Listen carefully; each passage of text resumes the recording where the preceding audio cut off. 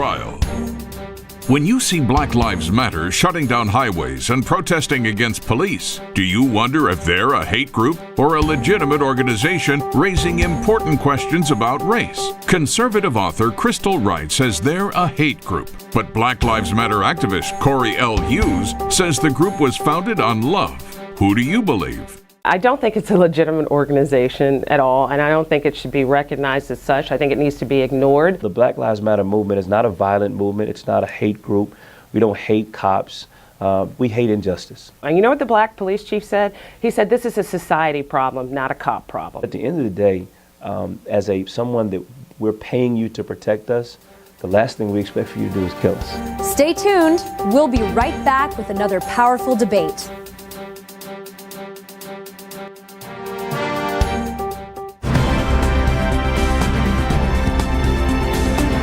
Tonight's show offers two guest debaters here on Truth Trial. Let's get started. Our question tonight, is Black Lives Matter a hate group or an organization raising important questions about race in America? Joining us is Crystal Wright, author of Con Job, How Democrats Gave Us Crime, Sanctuary Cities, Abortion, Profiteering, and Racial Division. And she's also the editor of the blog Conservative Black Chick. And her opponent tonight is Corey L. Hughes, a social activist, proud father, and outspoken advocate for the Black Lives Matter movement. President Barack Obama said the Black Lives Matter movement should be, quote, taken very seriously. Well, I would argue it's a directionless movement that we should be ignoring, frankly. Because if Black lives really mattered, how is it for 50 plus years, more than a half a century since the signing of the 1964 Civil Rights Act, Blacks are still demanding somebody fix these problems that are pervasive in our race? Poverty, out of control crime, and undereducation. So, you know what the Chicago police chief said, who's black, by the way, Eddie Johnson? He said the crime that's mostly black on black crime, blacks killing each other in Chicago, to the tune of 500 plus homicides right now. And it's going back to the days of the 1990s when cities across the country were just really jungles of crime that people didn't even want to go to, right? So you know what he said? This isn't a cop problem. My cops are out there in the neighborhoods protecting Black lives. This is very much a society problem. And you know what Black Lives Matter refuses to acknowledge? That the real cause of all this chaos and carnage that's being heaped upon Black people is the fact that 75% of babies are born out of wedlock to unmarried households. That's a recipe for poverty. Whether you're on the right or the left, Brookings or Heritage, they will tell you when a child is not born into a married household, their chances of growing up to a life in poverty and crime increases probably by about 70%. So like the police chief said, when you grow up in Chicago or any city and you see no way of hope, you're gonna reach for a gun. Because you know why? Your Black life doesn't matter too much. We'll be right back after these messages from our sponsors.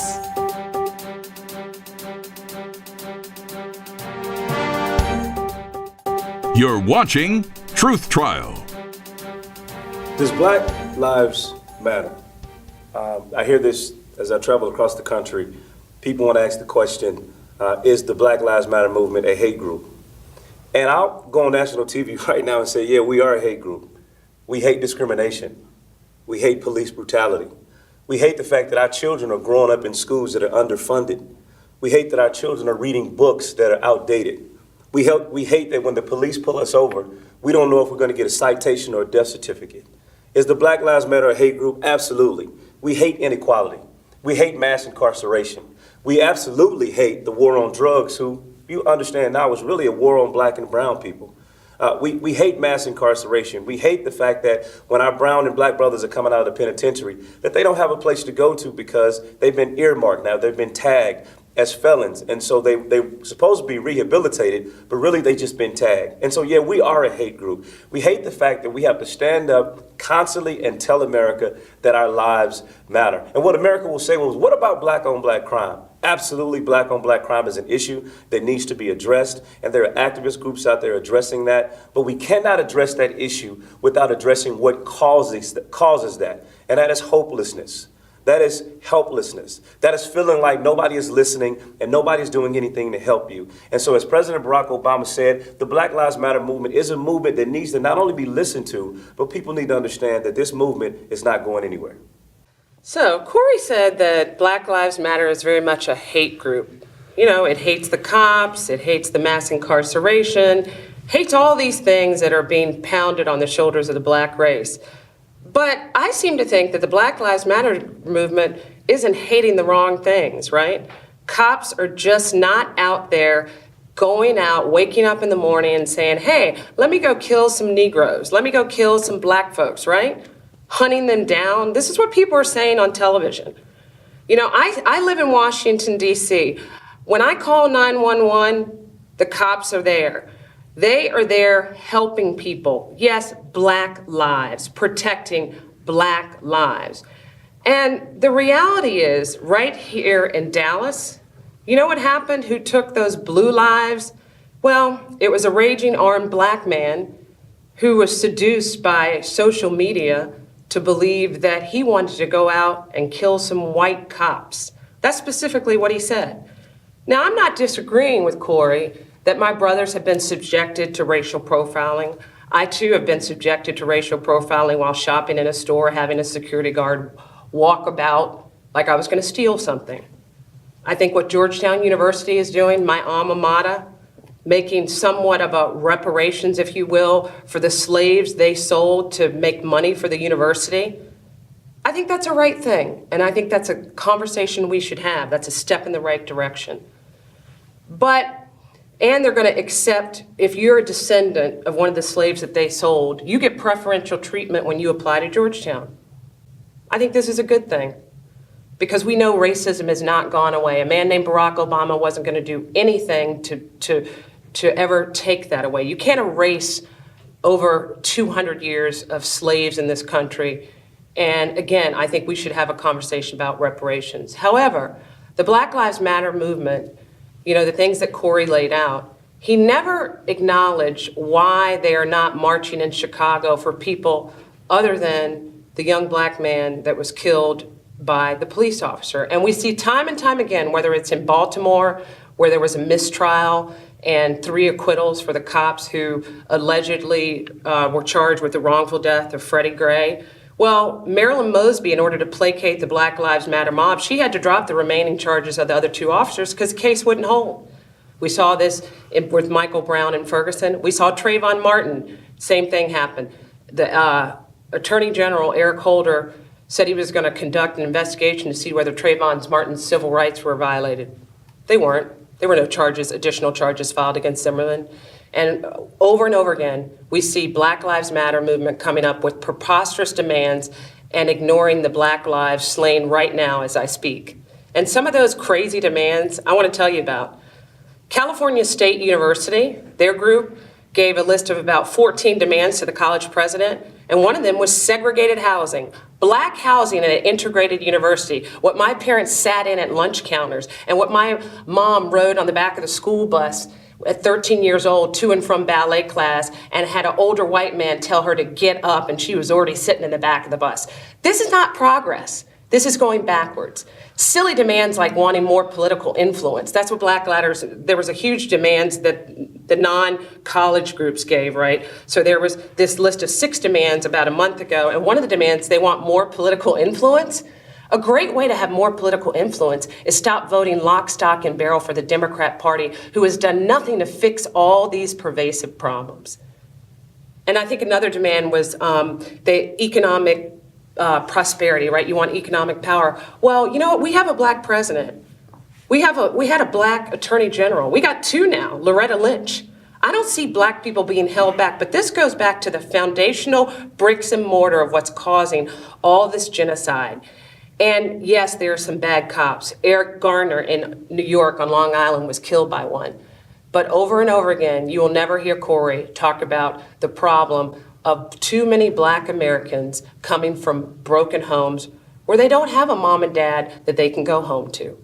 And that is a recipe for disaster and death. Thank you very much, Crystal. And now, Corey, it's your turn. Thank you so much. Thank you, Crystal. for actually, giving me ammunition for this close. Because she said that Eric Garner was killed by a bad cop. But the interesting thing is that the bad cop that killed Eric Garner was acquitted and he didn't go to jail. And so you're absolutely right. All cops are not bad. And I want to make sure that I take this opportunity to be responsible with this platform and tell the world that the Black Lives Matter movement, we're not cop haters.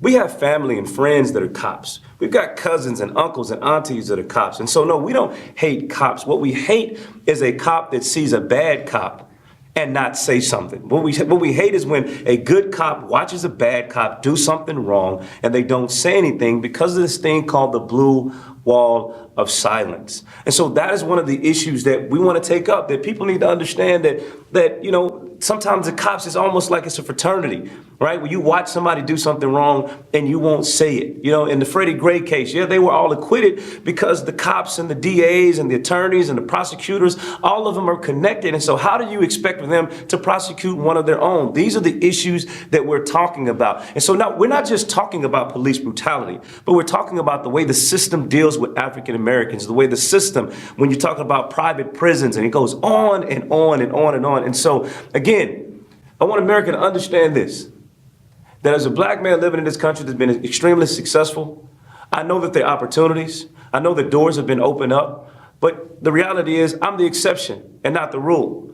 Usually if I take this suit off, if I take my tie off and you see my tattoos and maybe I'm playing certain music, unfortunately America sees me as a threat. When a cop pulls me over, he doesn't know that I have a master's degree. He doesn't know that I live in a $500,000 home, but he sees a black man playing Lil Wayne and he automatically becomes fearful. And that is part of the fundamental problem in this country.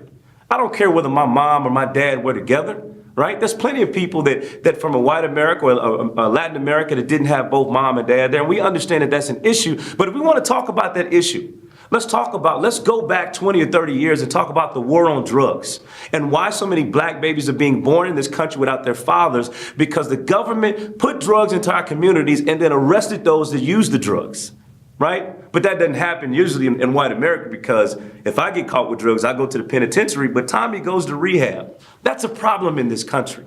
And those on the right, they want to talk about, well, why are you guys blindly voting for the Democratic Party? Did you see the Republican convention this year?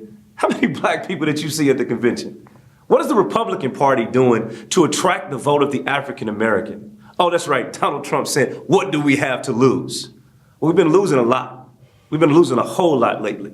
And it's time for us to stop losing. And one of the ways we can stop losing is, instead of you deflecting and talking about black on black crime and talking about fatherless parents, let's talk about what we can do. Let's sit at the table together and figure out what we can do to fix this and get this right. The fact that I have to yell Black Lives Matter is an issue. I know what it is. You would feel more comfortable if I said Black Lives Matter too, because that makes you feel comfortable. Well, you understand that's what we're saying. But what we're saying is, listen, do you see us? We bleed just like you bleed. We love just like you love. Can you treat us the way you would treat your own son or your own daughter? And that's it. Thank you. Thank you, Corey, and thank you, Crystal. This has been a fun debate. I hope you guys enjoyed it at home. If you did, this is the time where you get to say something about it. You get to go to truthtrial.com or text the number on your screen and decide who you thought did the best job and vote for what you think is the best argument. Once again, I'm Marcus Lloyd. This is Truth Trial, and we'll see you next time. We'll be right back after these messages. Go to truthtrial.com or text the number on your screen to vote for the winner of the debate. You're watching Truth Trial. Anybody that debates the Black Lives Matter movement will always debate black on black crime. They'll always debate why we're not doing XYZ, but they never stop and listen and say, well, before I try to deflect, let me just listen and see if there's some truth to what this person is saying. If you want to stop the system that he thinks is massively incarcerating black Americans, then let's go to the foundation where that all starts. And again, that's why doesn't he want to have a conversation about the black family, about promoting black marriage, right? Mm-hmm. I just don't see it. I don't know how, are we supposed to not lock people up, So, I mean, if you're black or white and you commit a crime, you need to go to prison. Example, she brought it up, and it was probably the worst thing for her to do was bring up Chicago, because I'm from Southside Chicago, and you understand that Laquan McDonald was a kid that was killed on camera. Several cops watched it. 18 shots went into this kid's body, and they covered it up. They covered it up for a year. Now, that's what I call a blue wall of silence. It's not the cops doing the killing, like the Chicago police chief said. The cops are putting themselves in harm's way protecting black people. You know, I challenge everybody. Let's have the cops retreat from inner city neighborhoods for 24 hours. You see who's getting killed. That's all the time we have. Go to truthtrial.com or text the number on your screen to vote for the winner of the debate. Tune in next time for the results of the poll and for the next episode of Truth Trial.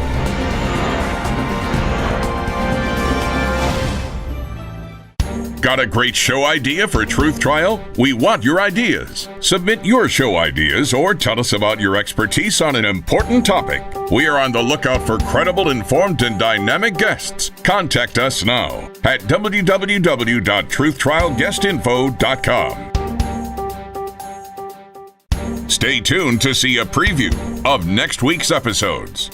Join us at www.truthtrial.com every week to examine high-impact issues that affect your life. Do you know the facts? The real facts. Watch extended versions of our previous and current debates. Get an in-depth understanding, with both sides presented, of issues that directly impact you.